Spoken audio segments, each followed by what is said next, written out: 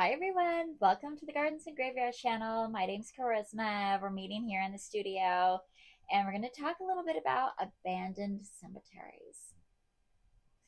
So, in my journeys over the last many years of seeking out cemeteries, I have come across quite a few abandoned cemeteries. Some of them were large and just devastatingly beautiful and their overgrown, forgotten beauty, um, where we've just walked through or driven through these cemeteries in tears, feeling the remembrance and the just, oh gosh, it's just like heartbreaking to see broken headstones and just overgrown grounds. The roads were unclear and uneven and just like scary to drive on. Um, we've also been to abandoned cemeteries that are being cared for by the community, just not like super well because nobody's getting paid and nobody has time for that. So they're doing their best, and you can tell because like some areas are cleaner than others, and some areas have been mowed, and other areas have been, you know, the debris has been cleared away, and you can see like different various states of mowing. Like somebody mowed over here last month, and somebody mowed over here 2 months ago, and somebody mowed over here yesterday. Um, and those give me hope. They bring me joy and they give me hope because it tells me that the community still cares and they're trying, and I just gives me hope. Then there's these cemeteries where I go to look them up, or I find them. I find information about them. I find, like good information about them and clear directions with GPS, and I drive straight there and it says you have arrived, and I look around and there's not a thing in sight. There's nothing there. There's an empty field. There's no headstones. There's a backyard, somebody's backyard. Is that the cemetery? Is it their backyard? I don't know. I'm not going to trespass. I don't know. I don't know. And there's no clear, obvious, like this is somebody's, you know, has incorporated into their yard. So, okay, maybe I can knock on a door. It's not even like that. It's just like, just looks like backyard. And then there are spaces. I came across one recently, and which inspired this video is it was a family plot that was most likely on a farm at one point in time, and the farm got sold off, and now it's a subdivision in the middle of a city. And and I find this cemetery, and it's just this little plot, and it's completely overgrown with weeds, and I have no idea. It's summertime. I don't know if it's the end of the summer, and I'm afraid of snakes and rats, and I don't want to walk in it, and I'm by myself, and I'm in this neighborhood, and I just feel very uncomfortable getting out of my car in this space. So I didn't get out of my car. I listened to my intuition. Um but I really wish that I could have felt good about being there, to put my hands on the gravestone, to put my feet on the land, and just honor that family that chose to be put to rest there for eternity, and they've been forgotten. So I looked it up online, and there's been times where this cemetery was cared for, which is lovely. And I hope maybe it's just a seasonal thing. Maybe somebody comes in, quarterly or every other, or like twice a year or something like that, to take care of this space. But oh my goodness, how many places like that exist? Hundreds, thousands. Is there a place nearby you that is like that? I would love to hear about it. And what do you do? What do we do for those families, for those places? Can we do anything? I recently went to a cemetery in Dayton, and I'll link that video down below. And you can read the comment from the descendant of that cemetery in the comment below and check out their story. Their website is listed. And in their case, what happened is by the fault of like lines being blurred and the city thinking it was one person's property and the people thinking their property line was somewhere else.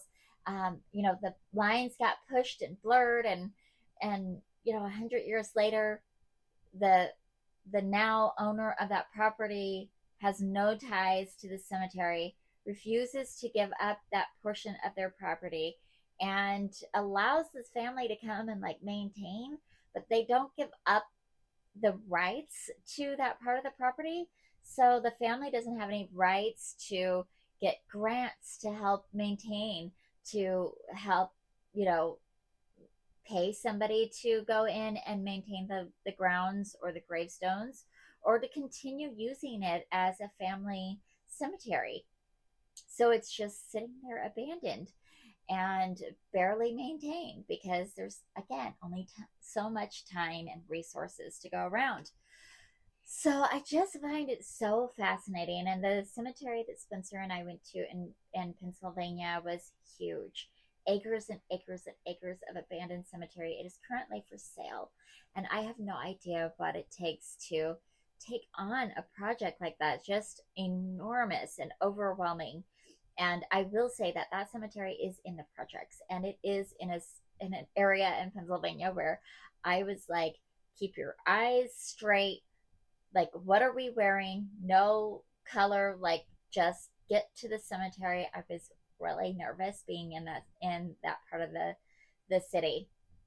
And I definitely, that's not a cemetery that I'm in the market to buy. I would love to buy a cemetery someday. That would just be super amazing.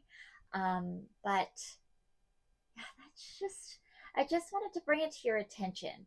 So if you see cemeteries that look abandoned, if you see cemeteries that look overgrown, I want you to be aware of a couple of things. Most small cemeteries have no funding. They're usually ran by a volunteer nonprofit board that does not get paid. Some cemeteries that are still active, that board will pay a manager or maybe a crew to maintain the cemetery to the best of their ability. The cemetery that I'm on a board for, voluntary board, we have two employees. They're part-time employees, salary part-time. Like, let me tell you, that is not a lot of money. And they have a lot of responsibility to care for this space for thousands of community members who expect these places to look pristine and beautiful. So, as you're looking at cemeteries, as you're wondering about why people have left cemeteries behind, just keep some of these things in mind. Maybe there's nobody maintaining them. Maybe they need some funding. Maybe you can volunteer. Maybe you could donate some money or some time to help these spaces become beautiful again. I'm drinking my favorite coffee, Death Wish coffee. Delicious. I'm not sponsored by them. I would love to be sponsored by them. Such good, delicious coffee. It's my favorite. And I'm trying to keep warm because it's storming outside. And I thought it would be a good day to just have a little chat about abandoned cemeteries and what it means to our communities and our families, and recognize that, there's a good possibility that you have a family member that got planted, that got buried on a family farm at some point in time, that is no longer a farm. That's the other thing that happens with abandoned cemeteries that I've not been to. I would love to, again, put my hands on the soil on some sacred ground that this has happened to, and just bless the ground and bless the families, because I have read so many accounts where the the farm has changed hands so many times, or even within families, like they've moved their barns and their houses around, and an area of the property because they own, hundreds of thousands of acres back in the day, and still today in some cases. And like some part of the property just wasn't used or looked at or even thought about. And a new generation comes in and they start plowing up the land and they discover all these headstones, that were placed in a family lot, on their property. And at that point in time, so often it just gets turned over, planted up, and they get rid of the headstones, especially if it's no longer owned by the family and it's just like a big corporation comes in with their big cornfields and their GMO seeds and they just want to plow into anything and everything. Um, they might just pretend that cemetery just didn't even exist. That also has happened in many cemeteries that were dedicated to underprivileged groups of individuals: slaves, indentured slaves, poor people, insane people, um, handicapped people, immigrants, foreigners, prisoner of war, um, prisoners, Native American schools, families, um, the Chinese immigrants and slaves, the um, all of the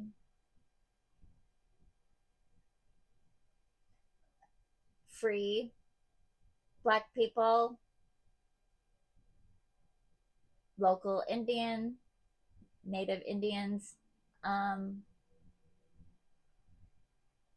Many of these cemeteries have been not just abandoned, but paved over and forgotten.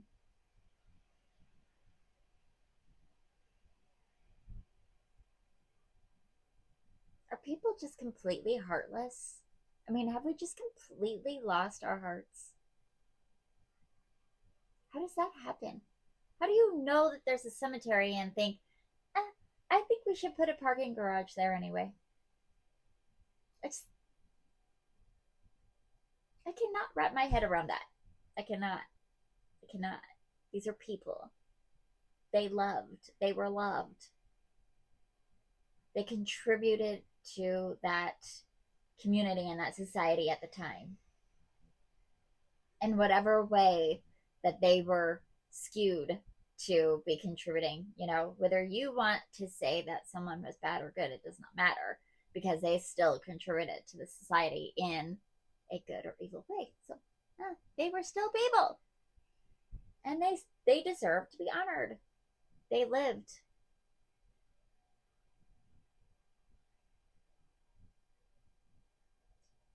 It's completely wild to me. It's totally wild that we just don't care. So many people don't care. I don't believe that's true of you watching my channel, because I think that I am calling in the people who care. And I care deeply. I deeply care. And I hope that you do too. And I hope that we as a society continues to turn our face to the sun, and that we continue to look at these dark spaces in our lives, in our society, and we ask questions and we mobilize action to continue to honor the lives that we lead, the lives that have existed, and the lives of our future children, grandchildren, our grandchildren's children, our grandchildren's children's grandchildren. Because that's the reality. What we are doing today is seeding the future for tomorrow. And I hope that you're celebrating your life, because it's worth celebrating. And I am celebrating you. And I am so grateful that you're here in this community with me, that we are continuing to love, to be loved, and to be love. And I will see you in the next video. Take care, friends. Bye.